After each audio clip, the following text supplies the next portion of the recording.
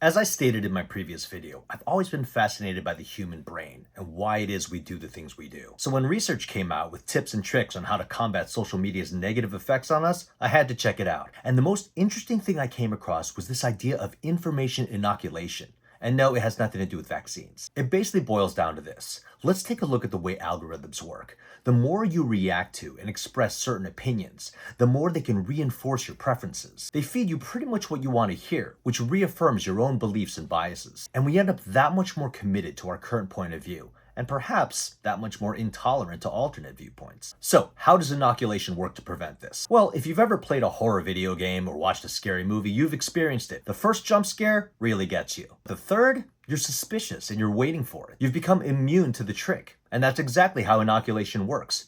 You're basically preloading your defenses. Now, if you want to make one yourself to respond to something or someone you care about, it has 3 parts. 1, forewarning.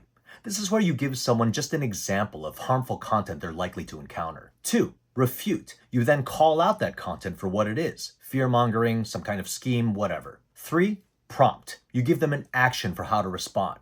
Most of what works is pretty simple. Taking a breath, looking away for a while, doing a quick search on the internet to get an alternate perspective. Now, to be clear, this likely won't change somebody's fundamental view on something, but you can think of it more as making a wayfinding sign to help keep someone from getting lost on the internet and ending up in a place where perhaps some virtual reality will make them lose touch with actual reality. And that's super important. The immediacy with which the internet spreads information is wonderful for many things. Promoting worthy causes, giving marginalized communities a voice, giving brilliant new creators the ability to cut through the noise and have their work seen by millions. But as we reap those benefits, we have to be mindful of the tricks this communication paradigm plays on our brain. And we need to maintain that mindfulness so that the things that do negatively affect us don't have quite as much power. I'm Chun for MediaWise.